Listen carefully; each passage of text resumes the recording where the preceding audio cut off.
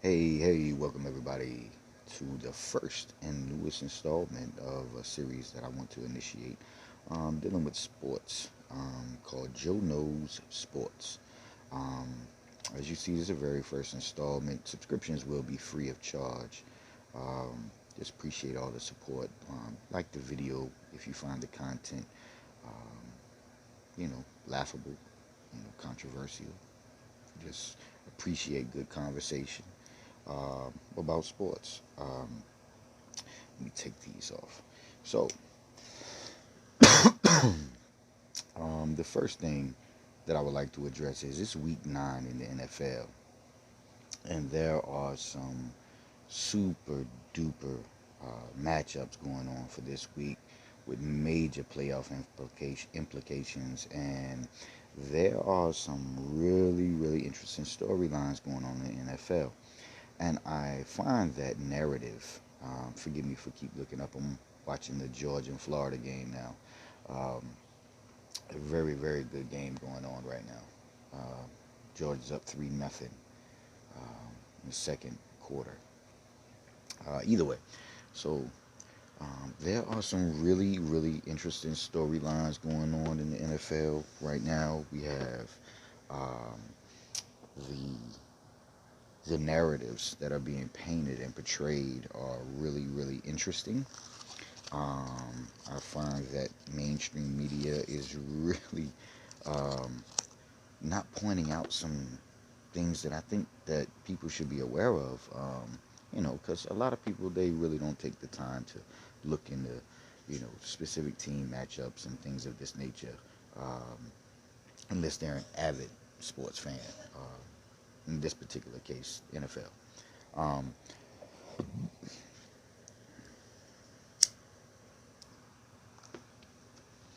so the first matchup that everybody's talking about, of course, is the Baltimore Ravens against New England Patriots.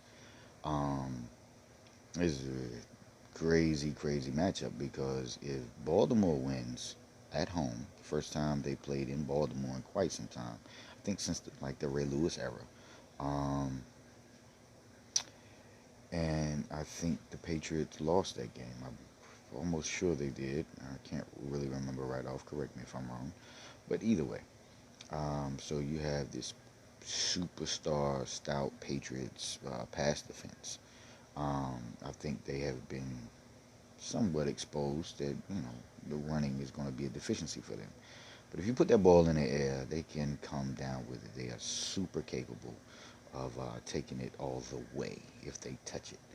Um, and then you have Lamar Jackson, this quarterback comparison, same draft class with Baker and all of these guys, and you know, um, Baker was supposed to be the guy coming into this year that takes that next step and puts Cleveland on the map, and he's more or less did nothing but regress this entire season.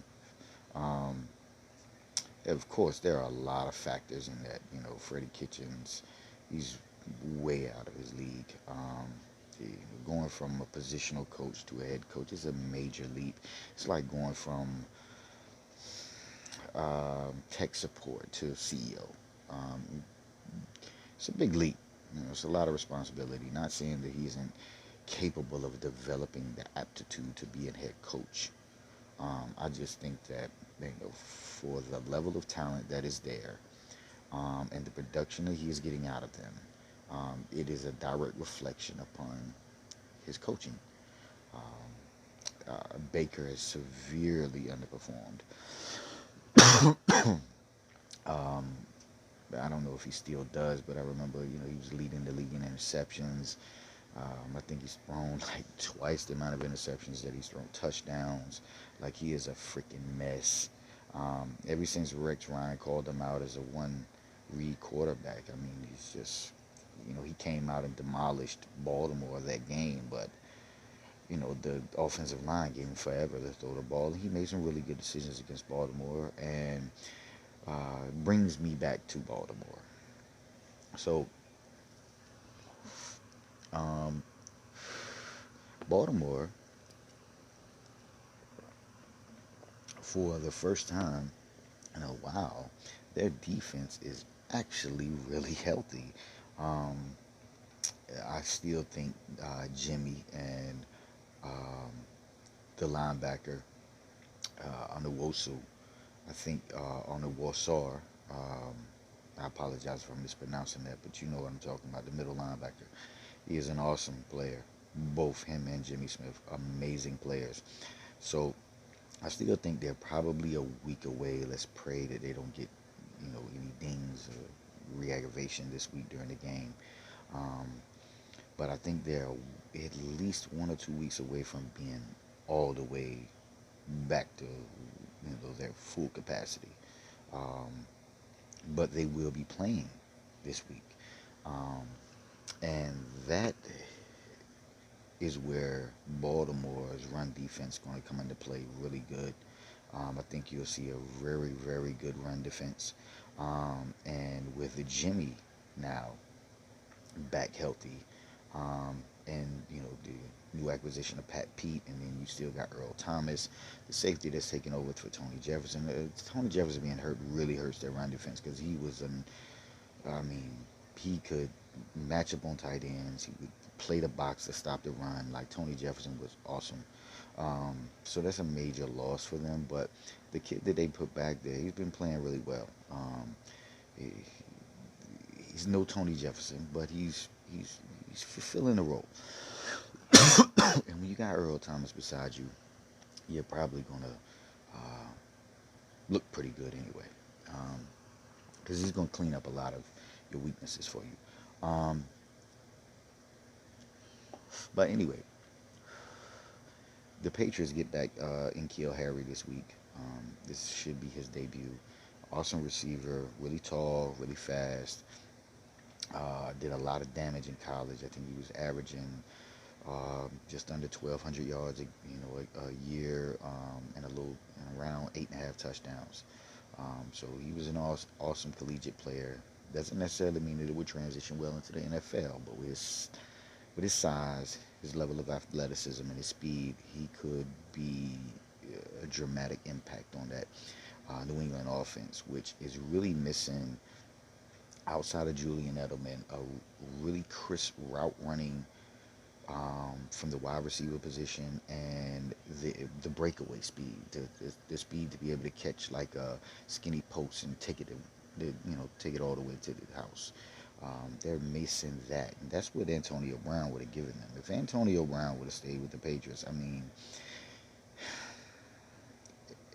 it, it would have been almost impossible to beat them with that defense playing the way it is. Because if they get a lead on you and you got to pass the ball, they're gonna eat, and because their defense is predicated upon rushing the passer, and denying you passing, because the AFC is littered with these elite quarterbacks.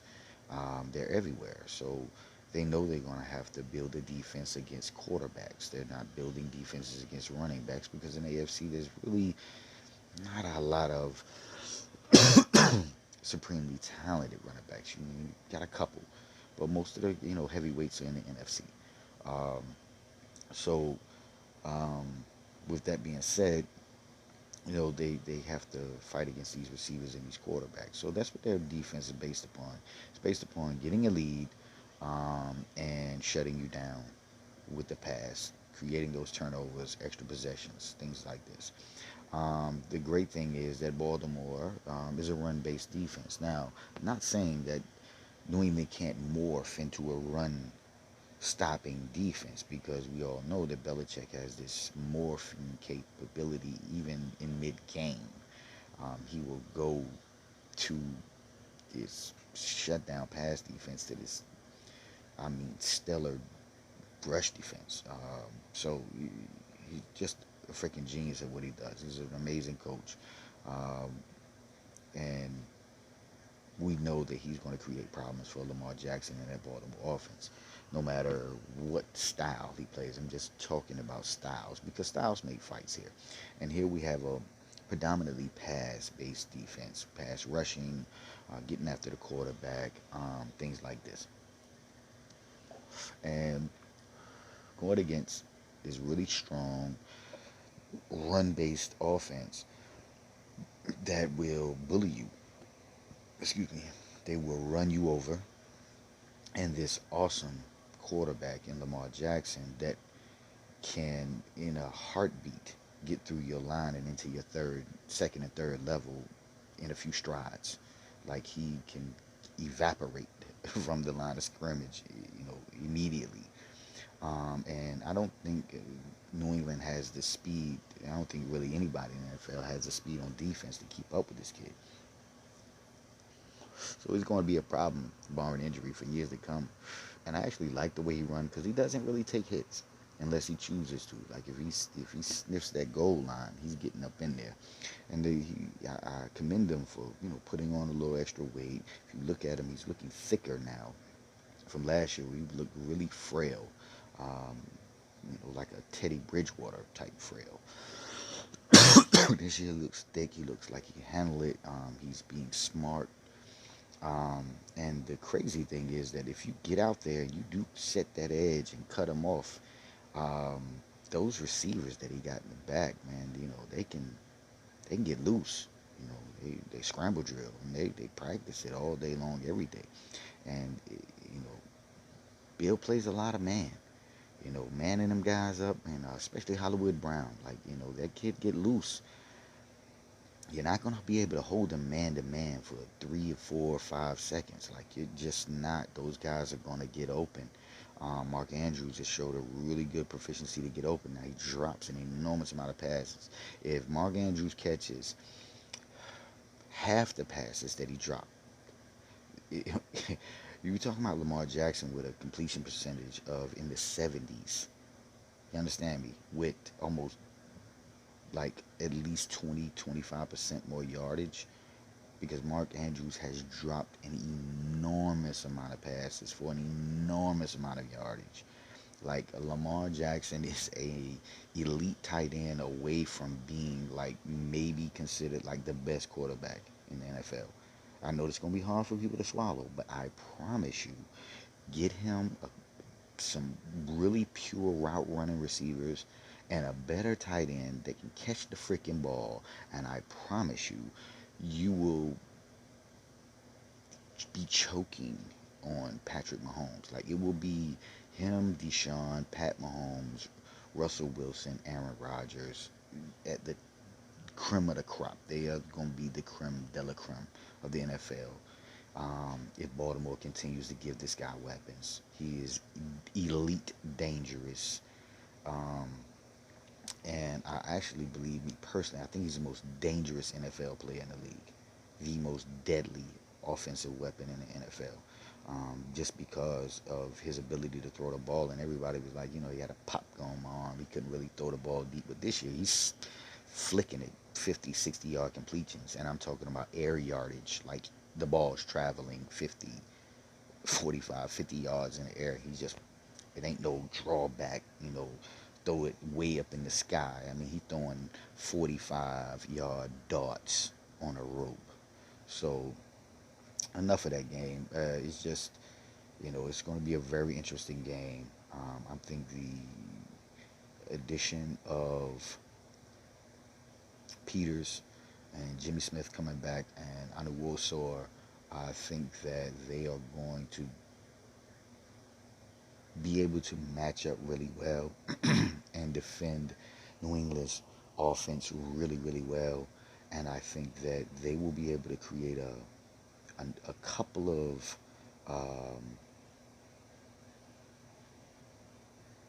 three and outs. They will call a couple of short series in that game. And I think it will mainly be in the early portions of the game. And I think that Baltimore will move the ball effectively enough to um, create a couple of extra field goals. So I'm calling Baltimore by 6. I'm going to call Baltimore by 6 at home against New England as underdogs. So I'm going to call them a home dog. Baltimore is my home dog pick of the week. And next up, we're going to have, I got to talk about my New York Football Giants. I am a Giant fan. I'm a Yankee fan. I'm a Ranger fan. I'm a Knick fan, and I'm a New York Red Bull fan. From Brooklyn, so it is what it is. But I do, when I talk sports, I very, very seldom, unless it's just shop talk with friends, allow myself to be biased, because I think it doesn't allow for people to be receptive or view your opinion as credible. Um, I'm very critical of my team, because I've been a Giant fan my whole life. I've been alive, thank God, for all of our Super Bowls. Have the great pleasure and honor of watching all of our Super Bowls. I have not yet attended one of our Super Bowls. That is my bucket list thing that I want to do before I die. Situation that, and I want to attend a New York Knicks NBA Finals series before I die. We'll get into that later. But so yeah, this Giant and Dallas Cowboy matchup going on. So Dallas looked like they came to life at home against Philly. They had there was a lot of talk in the media, and if you notice this week, it's the Dallas Giants matchup, and it's not even being discussed. Why? Because the New England Baltimore matchup is so profound. It's all the talk, um, and then the performance of um, Arizona Thursday night against San Francisco. These things have really occupied the storylines going into Sunday, and here it is Saturday, and you don't even hear anybody talking about this game. Um, so I find that to be very, very interesting because I think that this is a trap game for Dallas. I think that Dallas is fully capable of beating the New York Giants. Um, Although I will say Dallas's strength is has become the Giant strength. I think by the acquisition of Leonard Williams, um, being able to shut that run down. I think they're gonna. The Giants always give Zeke problems, um, so I expect for them to do that because the recipe thus far in beating Dallas is shutting down Deke and making Dak win the game for you. I anticipate Giants will follow that model because and with that being said, I think that it will be a far more interesting game than people anticipate it will be. And I'm not just saying that as a Giant fan. I really do. Um, I think that Saquon has performed really well against them, and I think that Daniel Jones offers um, a different dynamic that we didn't have in Game One. Of course, when Eli was playing the first game of the season. So Daniel Jones' ability to create, to scramble, to move the pocket, to roll out, do these bootleg type plays and offer play action, and things like this that I believe Dallas has been really susceptible to, and also Dallas has been really susceptible to the run. Um, a lot of teams have just ran the ball right at them, and I believe that if Sam Darnold could have high degree of success against the Dallas Cowboy defense. Um, with that offensive line, then I believe that the Giants' offensive line will be sufficient enough to enable Daniel Jones to be in position to have success against them. So, with that being said, I think that the Giants could possibly upset the Dallas Cowboys this week. A non-biased pick again. I promise to God, this is not because I'm a Giant fan. I'm just saying my upset of the week is going to be the Giants over the Dallas Cowboys, and it's going to be crazy, and it's going to create a lot of storylines because now Dallas is going to have the tiebreaker with Philly, but they're going to be tied at the top of the division. The Giants are going to be like 2 games back with all of these games left. It's going to create a lot of storylines, um, and so that's just my 2 cents. Also, second upset of the week, I'm calling this is the Washington Redskins over the Buffalo Bills. Upset watch of the week. Be very, very, very careful. So I've given you 3 picks this week, all 3 of them upsets. And that will be A, the Baltimore Ravens over the New England Patriots, B, the Giants over the Cowboys, and C, the Washington Redskins over the Buffalo Bills. Let's see. I just think that they could all potentially upset every. I'm calling Baltimore. That is my confidence pick of the week. I really believe in Baltimore. I believe that the defense being healthy as it is, I think that um, Lamar has a high degree of confidence. He's feeling himself right now, and I think that although he will not put up, I don't believe that he will put up gaudy numbers, but I think that they will be um, real numbers. They will be things that some numbers that we can say, wow. We will begin to appreciate the greatness of this kid starting this week. I believe that wholeheartedly. So that is my number one upset home dog pick of the week.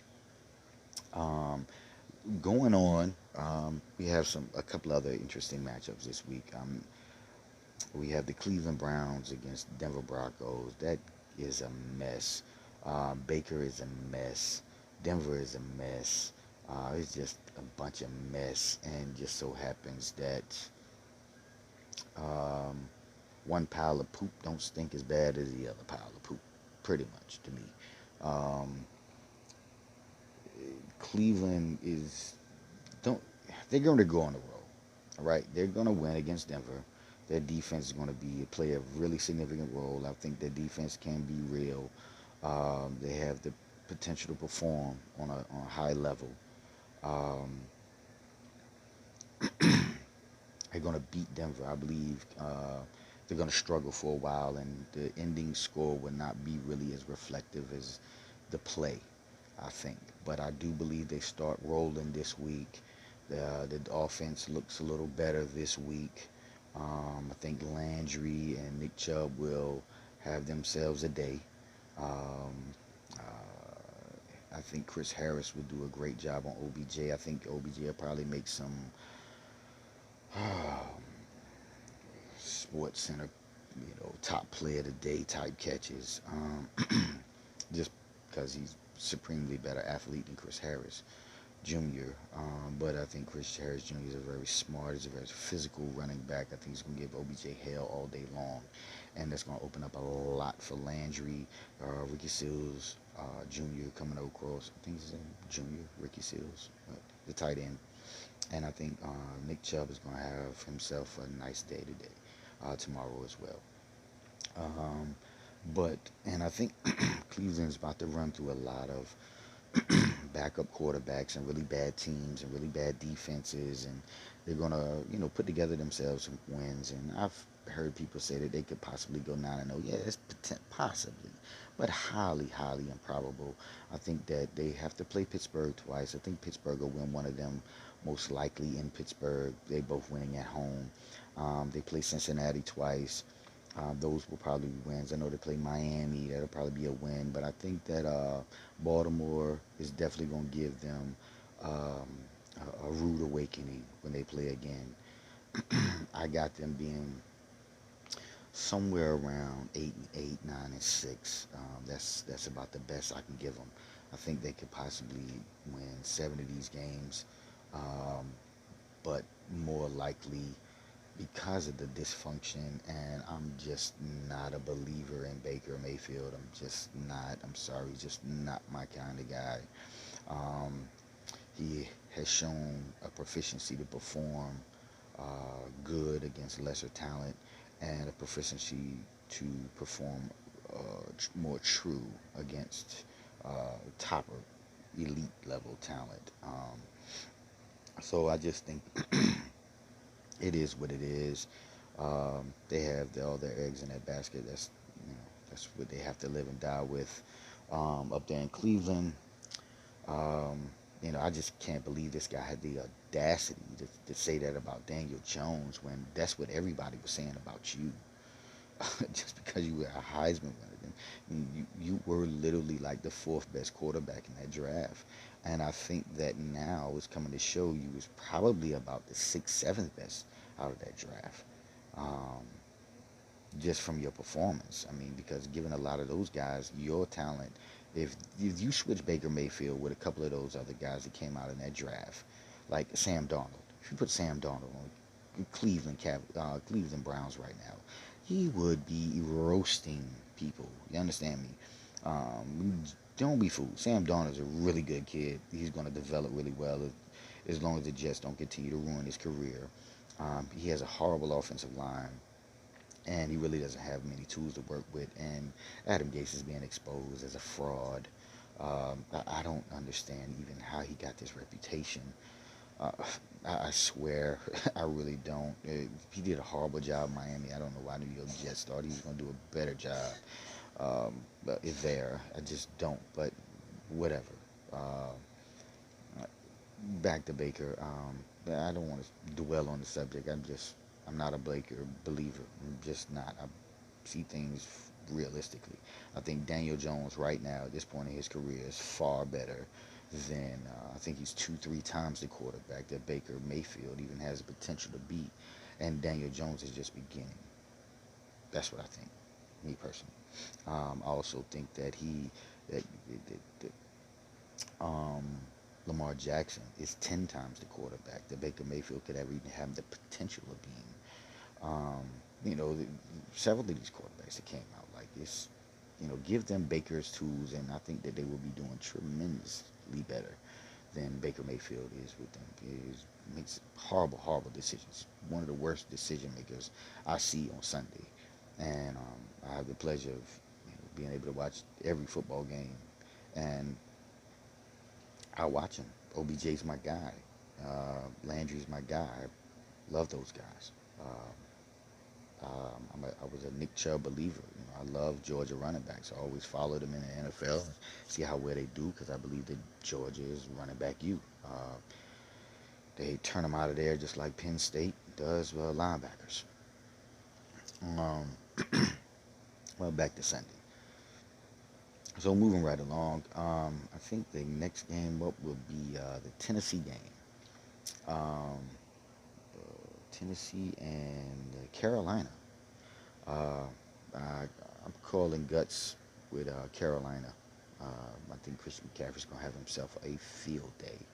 I mean, a field day. I think this is going to be a big Greg Olsen game as well. I think Greg Olsen's going to have a major impact on this.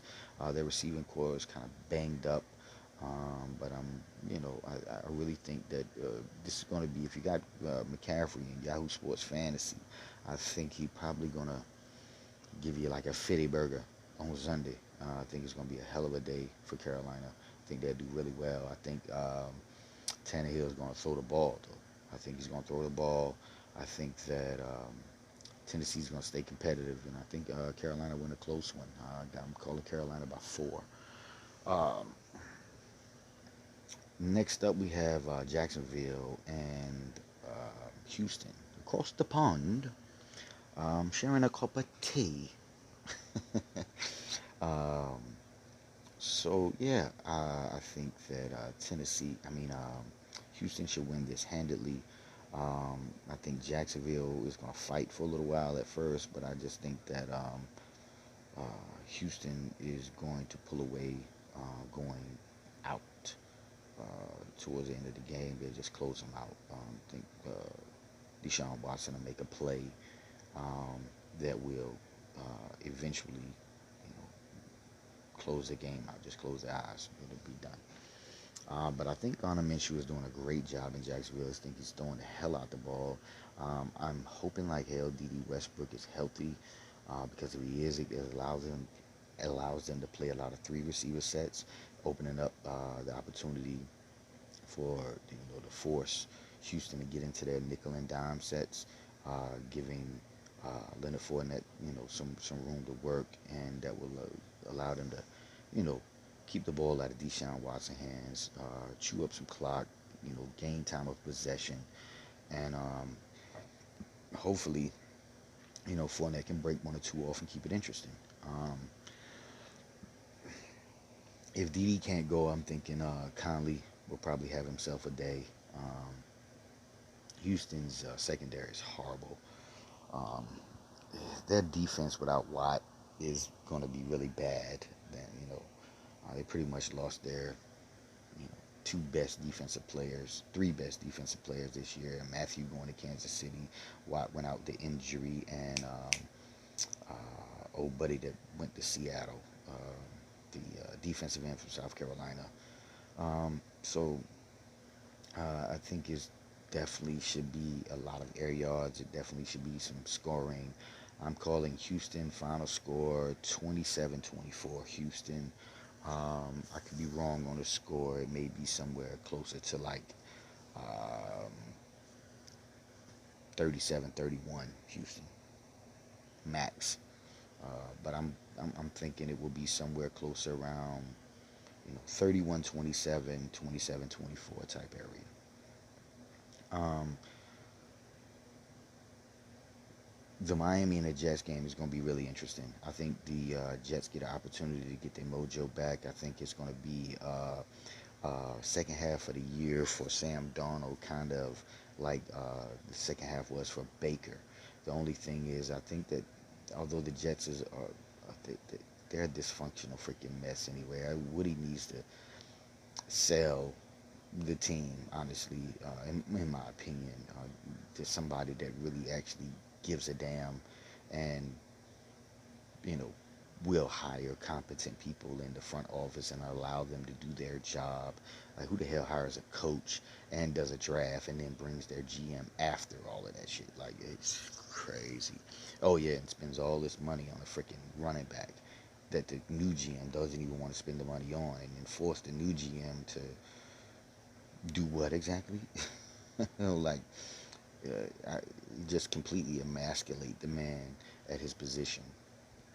So yeah, they're a dysfunctional, horrific, horrendous mess of a franchise, and it's unfortunate because they have some really great players, and they're not being, allowed to grow in that environment. I think the Giants were the beneficiary of Leonard Williams, one of many of those really, really talented players that they have that has been underperforming because of the incompetence of the franchise and the coaching staff. I'm just so glad that Dallas wasn't able to pull that trade off with the safety because they would have had probably one of the most deadliest defenses in the NFL, top three. They would have been rivaling Chicago because that Jamal Adams is a freaking animal. Um, I haven't seen nothing like him since Earl Thomas. Anyway, moving on. I'm calling the Jets are going to kind of get things going again this week. I think Jamison Crowder is going to have himself a big day. I think Roby Anderson catches some big ones over the top. Got him getting a touchdown. Um, I think that Griffin, the filling tight end for Herndon, will have himself a decent day, and I think that Le'Veon Bell will not be complaining about his uses. I got Le'Veon Bell having at least 25 to 30 touches in this game. Um, and I think that a lot of them will come late as they close them out. And I got Jets winning big this week, putting up big points, having a big performance defensively. If you got that defense in fantasy, I think you're going to be really loving it. I think you'll love Sam Darnold as an add-on. I would put him on my bench if I were you, just to keep him out my league.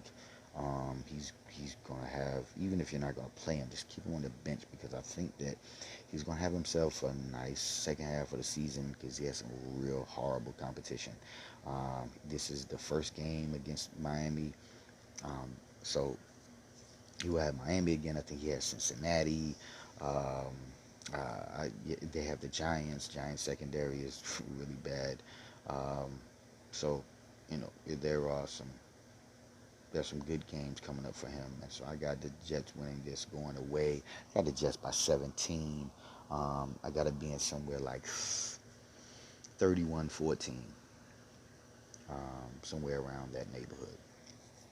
Um, Next up on the docket, we have Tampa Bay at Seattle.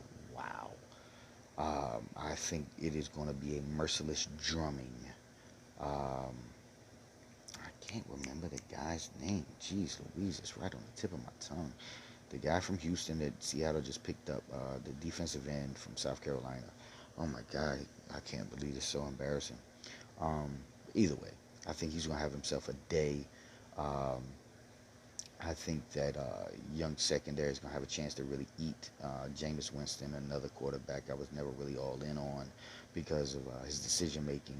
I don't think he processes information quick enough. I think he just has a really big arm. He's capable, but he lacks the maturity. And he's been given so many opportunities to grow and grow and grow and become better and better and better. And he's it's so momentary. Like his decisions are good for a while. Like he has no longevity. Like whatever he's doing, it's not built to last. Like I don't think his commitment mentally and emotionally is not fully engaged.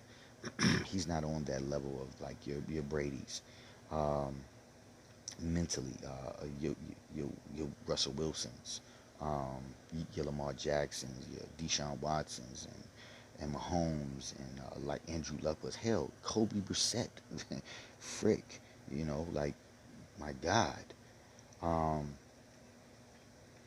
I just think that it's going to be a really bad day for Tampa.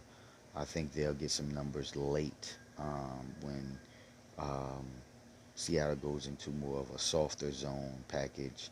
Um, but I think it's going to be a really bad drumming. I think that Chris Carson's going to have himself a day, probably 30, 35 touches. I got him well over 100, and I got him maybe 130, 135 yards, maybe two tubs. I got it Seattle winning, going away. I got him winning 38 to 10, um, just a monster mash of Tampa Bay. We have a couple of more, a couple of more. I'm pretty sure you guys want me to explain my Washington Buffalo pick, so I will real quickly. If you look at Washington's defense has been playing freaking awesome, really really good, really good for a bum ass team. I'm telling you, Washington's defense is an offense away, and this kid Dwayne Haskins is finally teaming up with his college teammate, wide receiver Terry McLaurin. Get Terry McLaurin on your roster. Dwayne Haskins is going to force feed this kid the ball. He's going to have probably 12, 15 targets a game, and he's going to catch a lot of them because he will smoke corners. He has 4.1 speed, man. This kid is awesome. He's really, really fast, and he has really good route running ability. Terry McLaurin is going to be a monster. So I think that offense is going to wake up a little bit. Dwayne Haskins can make good decisions. He's going to need a little time. I wish Trent Williams was back to give him some, protection, but he's not. We can't talk about that. So Dwayne Haskins is just going to have to make some really quick decisions. Darius Geis is going to be back in week 11. That's going to really help him. So once Darius Geis gets back, I think that Washington is going to be a very a very deep sleeping team, and I think they're going to be some good covers as dogs going out in the season. Um, but yeah, I do think that Buffalo's offense is not good. I mean, it's okay. It's all right. I don't think it's good. I don't think it's I don't think it's better than San Francisco's offense. San Francisco went into Washington and couldn't even move the ball. Got out of there barely alive with a 6-0 score. Um, like Washington can make things messy. They really can. They can fight in the trenches. They're tough. They get after you. If that pass rush doesn't get home, you can move the ball against them in the air. But Washington is going to be tough out. So I'm just saying that I believe they have the potential. Am I confident? I wouldn't bet my money on it, but I'm just saying it's a good pick. Yeah, pick of the week. I'm picking Washington as an upset because nobody's going to be picking them. And if I get that win, then it put me ahead. If I'm behind, it catch me up. That type of thing. That's just my personal opinion. Just watch out for it. We got a couple of more games. Pittsburgh. We got Pittsburgh, and I'm just calling this stuff off the head, you guys. So we got Pittsburgh and Indianapolis. Great freaking game. This is my matchup of the week right here. Actually, even they're both playing with backup quarterbacks. Indianapolis doesn't have Luck, and Pittsburgh doesn't have Big Ben. So hey, to me, it's fair game. Um, I, I, Chris Connor is not playing this week, so Jalen Samuels he's proved to be significant, sufficient fill-in. He did so last year at the end of the year when Connor couldn't play those few games. So and and it allows Pittsburgh to be very dynamic because whenever Connor's in, it's pretty much going to be a run. Whenever Samuel's in, it's pretty much going to be a pass. It makes their offense very predictable. With Sanders in, um, yeah, that's the name, Samuel.